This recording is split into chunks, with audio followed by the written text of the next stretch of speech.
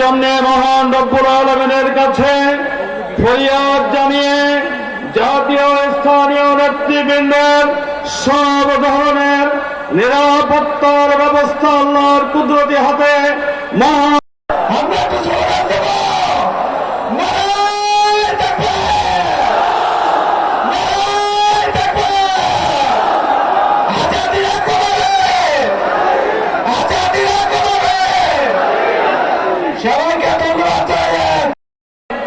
এজন্য মহান রব্বুল আলামিনের কাছে ফরিয়াদ জানিয়ে জাতীয় স্থানীয় নেতৃবৃন্দের সব ধরনের নিরাপত্তার ব্যবস্থা আল্লাহর কুদরতি হাতে আমার বক্তব্য শেষ করছি। বাংলাদেশ জিন্দাবাদ, বাংলাদেশ জামাত ইসলামী জীবন দিতে হয়েছে, রাজপথ গরম করতে হয়েছে, কিন্তু আগে পিছে ভাই বানিও যারে তার ভোট না দিও, আগে পিছে ভাই বানিও যারে তার ভোট না দিও। জামাতের প্রার্থী এবার জয়ী করিও, দাড়ি পাল্লা মার কাইসিল মারিও, দাড়ি পাল্লা মার কাইসিল মারিও। রিক্সাওয়ালার দাড়ি পাল্লা, জেলে চাষির দাড়ি পাল্লা, গরিব দুঃখীর দাড়ি পাল্লা, সব মানুষের দাড়ি পাল্লা, শান্তি সুখের দাড়ি পাল্লা, বাগের হাটে দাড়ি পাল্লা, দাড়ি পাল্লা, দাড়ি পাল্লা, দাড়ি পাল্লা মার কাইসিল মারিও, বাইরে দাড়ি পাল্লা মার কাইসিল মারিও। বাংলার ঘরে ঘরে ফুল ফসলে ভরে, বাংলার ঘরে ঘরে ফুল ফসলে ভরে। দেশবাসীর মুখে যারা হাসি ফুটাইব এইবার নির্বাচনে, দাড়ি পাল্লা মার কাইসিল মারিও। আগে পিছে ভাই বানিও যারে তার ভোট না দিও, আগে পিছে ভাই বানিও যারে তার ভোট না দিও। জামাতের প্রার্থী এবার জয়ী করিও, দাড়ি পাল্লা মার কাইসিল মারিও, দাড়ি পাল্লা মার কাইসিল মারিও।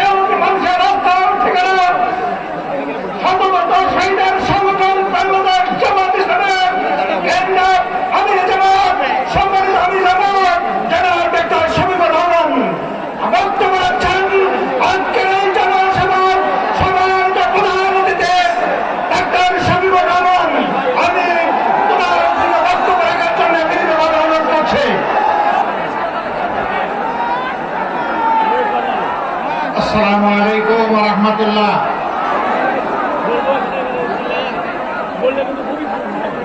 আসসালামু আলাইকুম ওয়া রাহমাতুল্লাহ। সম্মানিত বাগেরহাটবাসী কেমন আছেন? আলহামদুলিল্লাহ রাব্বিল আলামিন, ওয়াসসালাতু ওয়াসসালামু আলা রাসূলিল কারীম ওয়া আলা আলিহি ওয়া সাহবিহি ওয়া আহলি বাইতি আজমাইন। ঐতিহ্যবাহী ম্যানগ্রোভ ফরেস্ট এর পার্শ্ববর্তী সবচেয়ে বড় এলাকা এই বাগেরহাটে 4টি নির্বাচনী আসনে 11 দল সমর্থিত এবং বাংলাদেশ জামাতে ইসলামী মনোনীত 4 জন প্রার্থীর সমর্থনে আজকের এই সভা সম্মানিত সভাপতি সভা মঞ্চে উপস্থিত বাংলাদেশ জামাতে ইসলামী সহ 11 দলের কেন্দ্রীয় এবং স্থানীয় নেতৃবৃন্দ, উলামা হযরত, বাগেরহাট ভাষী এবং সাংবাদিক বন্ধুগণ, আমার আগে আমার ভাইয়েরা এখানে দাঁড়িয়ে বক্তব্য রেখেছেন। নতুন কোনো বক্তব্য আমি এখানে দিতে দাঁড়াইনি এবং আমি জামাত ইসলামের পক্ষ থেকেও এখানে বক্তব্য দিতে আসিনি। আমি এসেছি 2006 সালের 28 অক্টোবর লগিবইটার তাণ্ডব থেকে শুরু করে পিলখানায় সামরিক অফিসারদের হত্যাকাণ্ড। কিরে ভাই, ওই দিকে কি সাংবাদিকদেরকে বসায় দিতে চান? না, তাইলে যাতে বসে যাবে, ওনাদেরকে দাঁড়িয়েই ওনার দায়িত্ব পালন করতে দিতে হবে। আপনাদের যাদের একটু অসুবিধা হচ্ছে, বিনয়ের সাথে অনুরোধ করে আপনারা বসে যান। পিছন থেকে যারা দাঁড়িয়েছেন, যারা পেশাদার সাংবাদিক, তখন আপনারা বসুন, আর কথা বন্ধ করবেন। একদম সুন্দর করে আমরা চুপ করে কথা শুনবো ইনশাআল্লাহ। আর সাংবাদিক বন্ধুদেরকে তাদের দায়িত্ব পালনের সুযোগ করে দেবে। বলছিলাম যে আমি তাদের হয়ে আজকে এখানে কথা বলতে এসেছি। 28 অক্টোবরের সেই লগিবইটার তাণ্ডবে যে মানুষগুলাকে খুন করা হয়েছিল, এর থেকে শুরু করে পরবর্তী পর্যায়ে 2009 সাল 25 এবং 26শে ফেব্রুয়ারি ঢাকার পিলখানায় যে সমস্ত সামরিক অফিসার 57 জনকে হত্যা করা হয়েছিল, বিভিন্ন শ্রেণী এবং পেশার মানুষ, শিশু থেকে বৃদ্ধ, মা থেকে বাবা, ঠান্ডা মাথায় যাদেরকে খুন করা হয়েছিল, আমরা তাদের ঘরে ঘরে যাওয়ার চেষ্টা করেছি। সর্বশেষ 24 জুলাইয়ে আমাদের যে যুব সমাজ বুক চিতিয়ে জাতির মুক্তির জন্য, আজাদির জন্য লড়াই করে জীবন দিয়ে গেছে, আহত পঙ্গু হয়েছে, আমরা তাদের ঘরে ঘরে জনে জনে যাওয়ার চেষ্টা করেছি। সেদিন যে মা, যে বাবা তার সন্তান হারিয়েছে, যে যুবতী ভণ্ডী তার স্বামী হারিয়েছে, যে অবুজ শিশুরা তার বাবা হারিয়েছে, আমরা তাদের চোখের কোনায় পানি দেখি নাই, আমরা রক্তের ফোঁটা দেখেছি। তাদের আপনজনকে যে খুন করেছিল, সেই খুনিটাকে বিচারের আওতায় আনার প্রয়াস শুরু হয়েছে। জানি না সব বিচার এ জগতে সম্ভব হবে কিনা, তবে নিশ্চিত যার যার পাওনা আদালতে আখেরাতে সবাই পেয়ে যাবে ইনশাআল্লাহ। 4-5 বছর 6 বছরের বাচ্চারা হাতে ধরে টেনে নিয়ে যেত, একটা দেয়ালের সামনে নিয়ে দেয়ালে আঁকা তার বাবার ছবি দেখে বলতো, এটা আমার বাবার ছবি, আমার বাবা কি আর আসবে? এই অবুধ শিশুদের এই প্রশ্ন শুনে আমরা স্তব্ধ হয়ে যেতাম, আমাদের বুকের এবং ঠোঁটের ভাষা বন্ধ হয়ে যেত। আমরা তখন চোখের ভাষায় কথা বলতাম, তখন চোখ দিয়ে আমাদেরও পানি গড়াতো ওদের চোখের পানি। আমি তাদের হয়ে আজকে এখানে দাঁড়িয়েছি। আমি দাঁড়িয়েছি ওই সমস্ত বনি আদমদের হয়ে যাদেরকে আপনজনের বুক থেকে তুলে নিয়ে কোথায় গায়েব করা হয়েছে, কোন আয়না করে রেখা হয়েছে, তাদের আপনজনেরা জানে না। আমরা যখন বিভিন্ন জায়গায় যেতাম, এরকম কিছু মানুষ ছুটে আসতেন, বলতেন, বাবা, ভাই, আমার সন্তানটা হারিয়ে গেছে, ওরকম তুলে নিয়েছিল, কোনো খবর পেলাম না, ও কি জীবিত আছে? যদি জীবিত থাকে তাইলে কোথায় আছে আপনার কি জানেন? একটু শান্তি নিতে চাই, ওই কবরের মাটি ছুঁয়ে আমাদেরকে কবরটা দেখাই দিতে পারবেন? বলুন, এই সমস্ত মানুষদের কাছে আমাদের কোনো জবাব ছিল? অসংখ্য বনি আদমকে, এই দেশের নিরীহ নাগরিককে, রাজনৈতিক দলের নেতা কর্মীদেরকে, আলিম উলামাকে দফায় দফায় জেলে নেওয়া হয়েছে মিথ্যা মামলায়।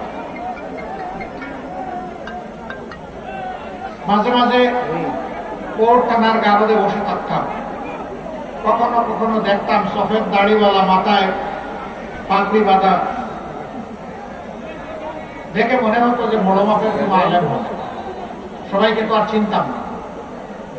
এরকম একজন আলেম, আমাকে যে রুমে রাখা হয়েছে তার উল্টা দিকে ওনাকে রাখা হয়েছে। আমি দেখতে পেলাম ওনার পায়ে বেড়ি পড়া। কোর্টের ওসিকে সালাম পাঠালাম, উনি আসলো। আমি বললাম যে ওই যে এখানে বসে আছেন উনি কে? উনি একটা পরিচয় দিলেন, আমি নামটা এখানে বলতে যাচ্ছি না। আমি বললাম যে উনি যদি সেই ব্যক্তি হয়ে থাকেন তাইলে তো উনি হাজার আলিমের উস্তাদ। আপনি কি দয়া করে ওনার পায়ের বেড়িটা খুলে আমার পায়ে একটু লাগাই দেবেন? কেন? আমি বললাম সহ্য হয় না। মাফ করবেন, আপনার পায়ে বেড়ি লাগালে তো ওই জেল থেকেই লাগাই দিত। ওই বেড়ি খুলতেও পারবো না আর আপনার পায়ে লাগাতেও পারবো না। এরকম জ্যেষ্ঠ আলিমদের, উস্তাদের ওলামা মাশায়েখদের এক জেল থেকে আরেক জেলে বেড়ি লাগিয়ে টানাটানি করা হয়েছে, বছরের পর বছর রাখা হয়েছে। কি অপরাধ? অপরাধ একটাই, তারা অন্যায়ের প্রতিবাদ করেছে, আল্লাহ আল্লাহ নবীর বিরুদ্ধে কুৎসা যারা রচনা করেছে তাদের বিরুদ্ধে আওয়াজ দিয়েছে। এই অপরাধে তাদেরকে হেনস্থা করা হচ্ছে। আমি তাদের হয়ে আজকে এখানে দাঁড়িয়েছি। এই সাংবাদিক বন্ধুরা আছে, তাদেরকেও খুন করা হয়েছে, তাদের কাউকে ধরে নিয়ে সীমান্তের ওপারে ফেলে দেওয়া হয়েছে। আমি সেই মানুষগুলার, মজলুমদের পক্ষে এখানে দাঁড়িয়েছি। আমি সেই 18 কোটি মজলুম মানুষের পক্ষে দাঁড়িয়েছি যারা সিন্ডিকেট করে নিত্য পণ্যের দ্রব্যকে, মূল্যকে আকাশে তুলে দিয়েছিল, মানুষের জীবনকে বিষিয়ে তুলেছিল সিন্ডিকেশন এবং চাঁদাবাজের মাধ্যমে। আমি তাদের হয়ে এখানে দাঁড়িয়েছি। আমি আপনাদেরকে জিজ্ঞাসা করতে চাই, সেই ফ্যাসিবাদ, সেই কালো অধ্যায় আবার বাংলাদেশে ফিরে আসুন, আপনারা কি চান? একজন সাধারণ বিবেকবান মানুষ এটা চাইতে পারে না। আশ্চর্য, যেই দলটির 11 জন শীর্ষস্থানীয় নেতাকে ঠান্ডা মাথায় খুন করলো, হাজারের উপর সহকর্মীকে দুনিয়া থেকে উঠিয়ে দিল, 250-র অধিক সহকর্মীকে আয়না করার সঙ্গী বানালো, গুম করলো, যাদের নেতৃবৃন্দের বাড়িঘর বোল্ডোজার দিয়ে ভেঙে ঘুরিয়ে দিল, যাদের নিবন্ধন কেড়ে নিল, প্রতীক কেড়ে নিল, দিশাহারা হয়ে শেষ পর্যন্ত সংগঠনটাকেই নিষিদ্ধ করে দিল।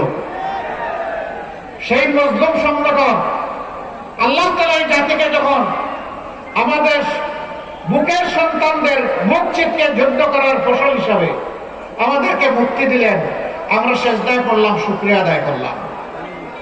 সেই রাতেই আমরা ঘোষণা করলাম, আজ আমরা সকল কষ্ট ভুলে গেলাম, আমরা কারো উপর প্রতিশোধ নেব না।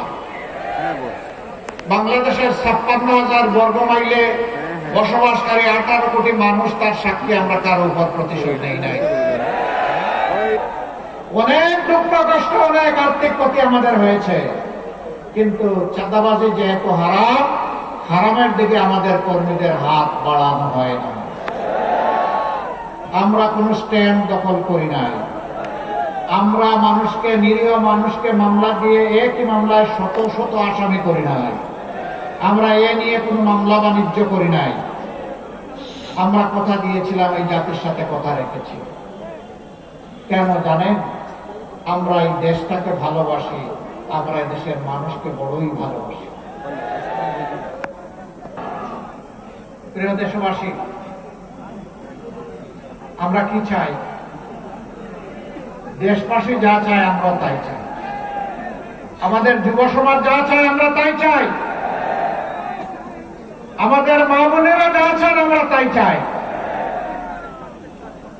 যুব সমাজ কি চায় তারা জাতিকে জানিয়ে দিয়েছে, জানিয়ে দেয় নাই? বাংলাদেশের 5টা পাবলিক বিশ্ববিদ্যালয়, যেগুলা সর্ববৃহৎ বিশ্ববিদ্যালয়, সেই বিশ্ববিদ্যালয়ে নির্বাচন হয়েছে ছাত্র সংসদের। তারা কি একটা রায় দেয় নাই? তারা কি বলেছে আমরা আবার ফেসিবাদ ফিরিয়ে আনতে চাই? তারা কার পক্ষ নিয়েছে? তারা ইনসাফের পক্ষ নিয়েছে। তারা আস্থা রেখেছে আমাদের সন্তানদের উপর। আমাদের সন্তানেরা আস্থার প্রতিদান দিয়ে চলেছে। অনেকে বলছেন ডাকসু গত 50 বছরে যা করতে পারে নাই, এরা 4 মাসে তার চেয়ে বেশি করেছে। কেন করেছে জানেন? ওরা আল্লাহকে ভয় করে। ওরা কথা দিয়েছিল, তাই কথা রক্ষা করে। আমাকে অনেকে জিজ্ঞেস করেছে, আপনারা যদি বাংলাদেশ পরিচালনার সুযোগ পান তাহলে বাংলাদেশটি কেমন হবে? আমি বলেছি ডাকসু যেমন আসে তার চেয়ে ভালো হবে। এখন মহিলারা, এই কয়েকদিন আপনারা হয়তো সামাজিক যোগাযোগ মাধ্যমে দেখতে পারেন, মহিলারা প্রকাশ্যে বলছে আমরা আমাদের ইজ্জতের পাহারাদার হিসাবে জামাতে ইসলামের উপরে আস্থা রাখতে চাই। একজন বোন পোশাকে আশাকে, তিনি আপনারা হয়তো সবাই যেমনটা কল্পনা করেন তেমন না। তাকে সাংবাদিক বন্ধু প্রশ্ন করেছেন, আপনি এবার কাকে ক্ষমতায় দেখতে চান? উনি বলে জামাতকে। কই আশ্চর্য, জামাত ক্ষমতায় আসলে তো আপনি এই পোশাক করতে পারবেন না। কই করবো না। বলে যে অন্য পোশাক করা লাগে, বলে পারবো। এরপরে বলে যে জামাতকে কেন ভালোবাসেন, কেন চান?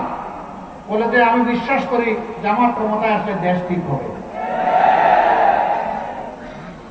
জিজ্ঞেস করে জামাতের কোন জিনিসটি আপনার ভালো লাগে? বলে যে পুরো জামাতকেই আমার ভালো, কোন জিনিস আলাদা করার মতো নাই। আজকে মায়েরাই আস্থা কেন রাখছে? কারণ 54 বছর তারা সবাইকে দেখেছে, সবাই তাদের সাথে কথা দিয়েছে, কিন্তু তাদের ইজ্জতের প্রতি যথাযথ সম্মান প্রদর্শন করা হয়নি। আর এই সময়টা জুড়ে আমরাও এই সমাজে ছিলাম, আমাদেরকেও তারা দেখেছে। আমরা মায়েদের ব্যাপারে বলতে চাই, আমরা সবাই মায়ের সন্তান, মায়ের পেট থেকে এসেছি। মা আমাদেরকে 285 দিন গর্ভে ধারণ করেছেন বড় কষ্ট করে। দুনিয়া আসার পরে বুকের দুধ খাওয়াইছে, আর বুকটাকে আমার জন্য, আপনার জন্য বিছানা, নিরাপদ বিছানা বানিয়ে দিয়েছে। যে মা পেটে নিলেন, বুকের দুধ খাওয়ালেন, বুককে সন্তানের বিছানা বানাই দিলেন, সেই মায়ের ঋণ পরিশোধ করা কি সন্তানের পক্ষে সম্ভব? অসম্ভব। আমরা এটা পারবো না, কিন্তু আমাদেরকে জান প্রাণ দিয়ে চেষ্টা করতে হবে সেই মাকে সম্মান করা।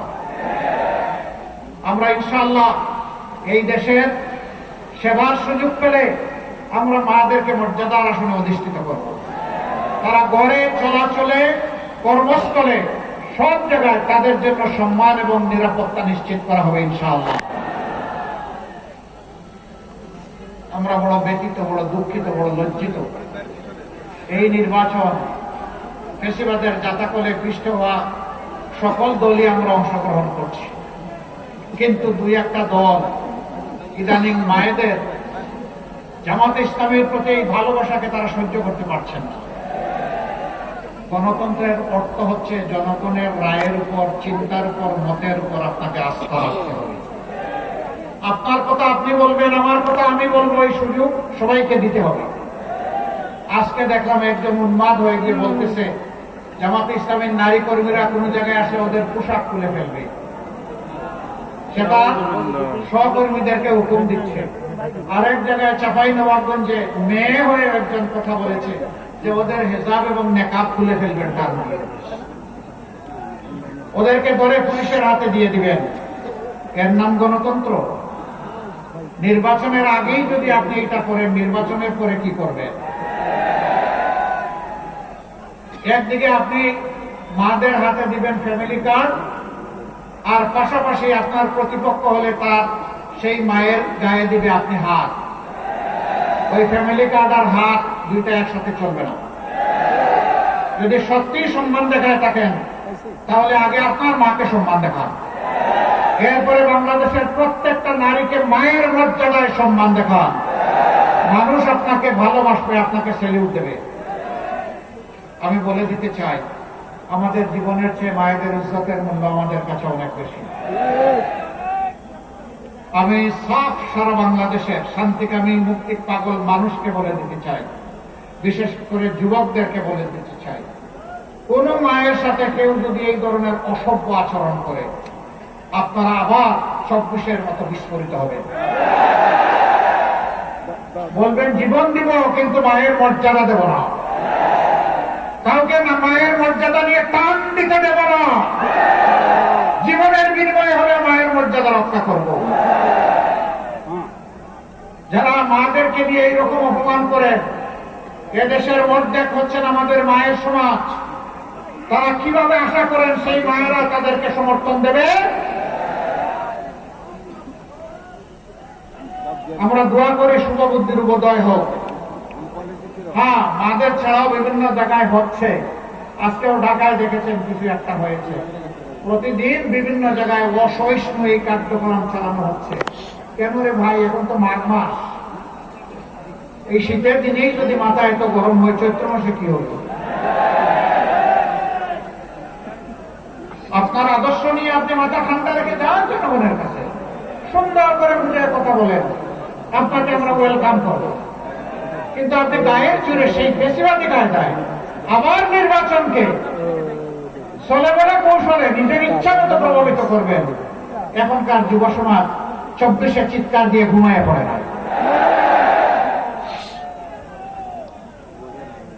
যুবকদেরকে বলছেন তাদেরকে বেকার ভাতা দেবে, কে বলছে? তারা আপনার কাছে গিয়ে মিছিল করে, আপনাদের কাছে মিছিল করে বলছে যে আমরা বেকার ভাতা দেন। আমাদের যুবকদেরকে আমরা বেকার ভাতা দিয়ে অপমানিত করতে চাই না। আমাদের যুবক যুবতীদের প্রত্যেকের দুটি হাতকে আমরা দেশ গড়ার কারিগরের হাতে পরিণত করতে চাই এবং তাদের হাতে মর্যাদার কাজ তুলে দিতে চাই। তারা যেন মুখ ফুলিয়ে বলতে পারে, এদেশ আমার দেশ, আমি বাংলাদেশ, আমি বাংলাদেশের জন্য আমার 2 হাত দিয়ে অবদান রেখে চলব। আমি হাত পাড়ে কারো কাছ থেকে বেকার ভাতা নেব না। যুবকরা মন খারাপ করেছেন? আপনারা কি বেকার ভাতা চান না কাজ চান? আলহামদুলিল্লাহ, আপনারা কাজ চান। আমরা আল্লাহ তাআলার কাছে চাইব এবং মানুষের অর্থনৈতিক প্রবৃত্তি অর্জনের জন্য স্বচ্ছতার সাথে দূরদর্শী চিন্তা করবো ইনশাআল্লাহ। আগামী 5 বছর পরে বাংলাদেশ কোথায় যাবে, 10 বছর পরে কোথায় যাবে, 50 বছর পরে কোথায় যাবে, এটা জরুরি নয় যে জামাতে ইসলামীকেই দেশ শাসন করতে হবে, কিন্তু এটা জরুরি যে এই দেশে সুশাসন থাকতে হবে। এই দেশকে যারা ভালোবাসে তাদেরকেই শাসনের দায়িত্ব দিতে হবে। প্রিয় দেশবাসী, আমরা সেই রকম ভিশন নিয়ে, পরিকল্পনা নিয়ে আপনাদের সাথে বসবো, কথা বলবো, ডায়ালগ করব, তারপরে সবাই মিলে বাংলাদেশ গড়বো ইনশাআল্লাহ। ব্যাংক ডাকাত, শেয়ার মার্কেট লুটেরা, তাদের কি হবে? তারা অনেকে পালিয়ে বিদেশে গিয়ে আলিশান বাড়িতে থাকেন। আল্লাহ যদি আমাদেরকে তৌফিক দেন, আমরা ওদের পেটের ভিতরে হাত ঢুকাইয়া জনগণের টাকা বের করে নিয়ে আসবো। যা পারি, যতটুকু পারি, সেই টাকা রাষ্ট্রীয় তহবিলে যুক্ত হবে, তাই দিয়ে জনগণের উন্নয়ন কর্মকাণ্ড পরিচালিত হবে ইনশাআল্লাহ। এরপরে যদি আল্লাহর মেহেরবানিতে আমরা দায়িত্ব পাই নেই, সেই দিন থেকে আমরা সাফ বার্তা সবাইকে দিয়ে দেব, আগে যা করেছেন করেছেন, এখন উজু গোসল করে ঠিক হয়ে যায়, এখন আর এগুলা চলবে না। আগেরটা কি হবে পরে দেখা যাবে, কিন্তু এখনটা করলে আর কেউ রেহাই পাবে না। এই বার্তা যখন চলে যাবে, আমরা বিশ্বাস করি মাথা যদি ঠিক থাকে শরীর ঠিক হয়ে যাবে। রাজনীতির জায়গাটা স্বচ্ছ হয়ে গেলে গোটা সমাজ স্বচ্ছ হয়ে যাবে ইনশাআল্লাহ। গাছগুলার মতো থাকতে চাই, নিরাপদে শান্তিতে থাকতে চাই, সম্মানের সাথে থাকতে চাই। এখানে কারো অপমান আমরা বরদাস্ত করব না। ধর্মের ভিত্তিতে কারো মূল্যায়ন হবে না। নাগরিকত্ব, দেশপ্রেম এবং তার যোগ্যতার ভিত্তিতে তার মূল্যায়ন হবে ইনশাআল্লাহ। সম্মানিত ভাইরা,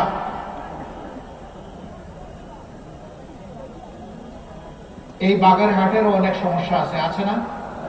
আবার অনেক সম্ভাবনাও আছে। যুগ যুগ ধরে বাংলাদেশের বিভিন্ন অঞ্চলকে পিছিয়ে রাখা হয়েছে। 15 সালে আমি শরণখোলায় একটা এলাকায় গিয়েছিলাম। জমিনের আইল দিয়ে চলতে হয়েছে, ভালো একটা রাস্তা নাই।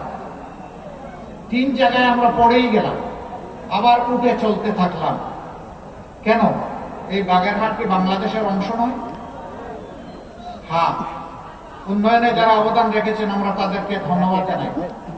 আবার উন্নয়ন করতে গিয়ে যারা ডাকাতি করেছেন তাদেরকে ধন্যবাদ জানাইতে পারবো না। জনগণের টাকা নিয়ে যারা নিজেদের পকেট বাড়ি করেছেন, সিঙ্গাপুর বানিয়েছেন আর কানাডায় বেগমপাড়া গড়ে তুলেছেন, আমরা তাদেরকে ধন্যবাদ জানাতে পারবো না। ধন্যবাদ জানাবো সততার সাথে, দক্ষতার সাথে এই জাতির খেদমত করে বাগেরহাটবাসীর খেদমত করে যারা গিয়েছেন, অবশ্যই তাদেরকে ধন্যবাদ। আমরা আপনাদেরকে কথা দিচ্ছি, আমরা সুযোগ পেলে নির্যাতনের ভিত্তিতে যে এলাকা সবচেয়ে বেশি বঞ্চিত ওই এলাকার দিকে ইনশাআল্লাহ আমাদের চোখকে প্রথমে পড়বে। আমরা এটা দেখবো না কোন মন্ত্রী মহোদয় আর প্রেসিডেন্ট সাহেবের বাড়ি কোথায়, আমরা দেখব কোন এলাকার পাওনা সরকারের কাছে সবচেয়ে বেশি, সেই ঋণ সরকারকে পরিশোধ করতে হবে ইনশাআল্লাহ।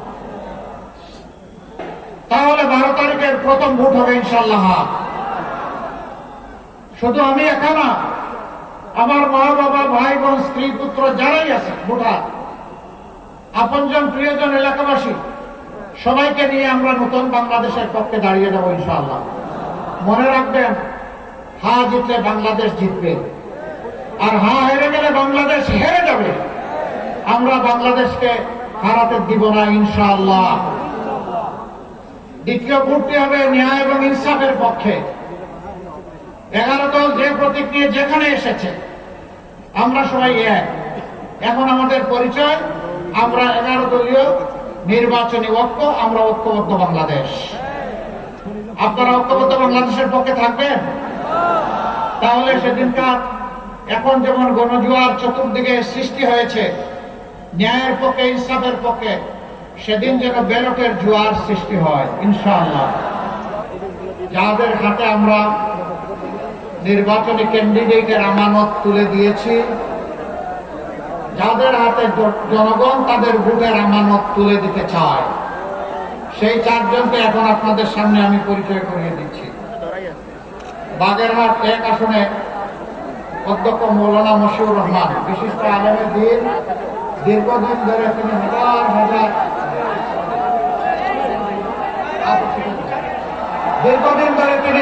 হাজার আলিম তৈরি করেছেন, সমাজের খেদমত করেছেন, পরিচ্ছন্ন চরিত্র নিয়ে রাজনীতি করেছেন। আমরা তার হাতে ইনসাফের প্রতীক তুলে দিলাম। আরে ভাই, মার্কা আছে?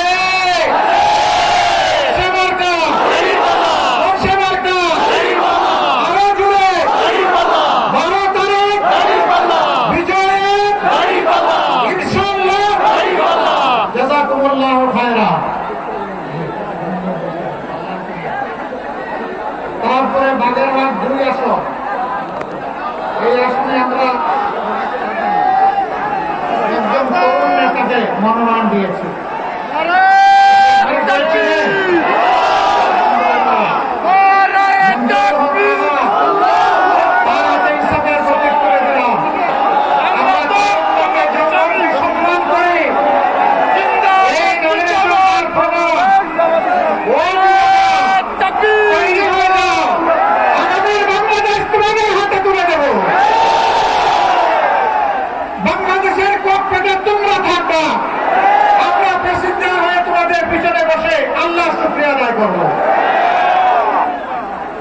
বাগেরহাট 2 বাইক প্রতীক আছে? আরো জুড়ে ইনশাআল্লাহ 12 তারিখ বিজয়মালা ইনশাআল্লাহ। তারপরে বাগেরহাট 3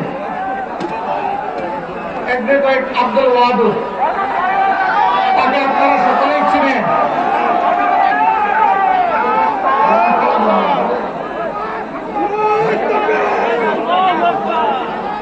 আলহামদুলিল্লাহ, তার হাতে আমরা ইনসাফের প্রতীক করে দিলাম।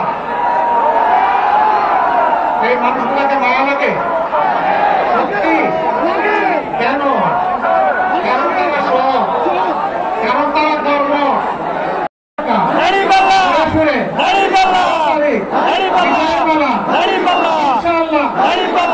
জাযাকাল্লাহ। এরপরে বাগেরহাট অধ্যক্ষ আব্দুল আলিমের দিকে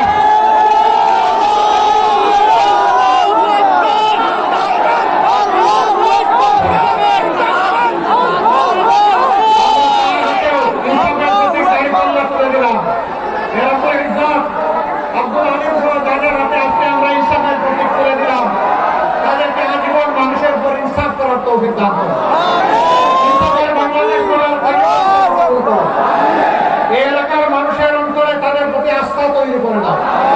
প্রতীক আছে কোন প্রতীক?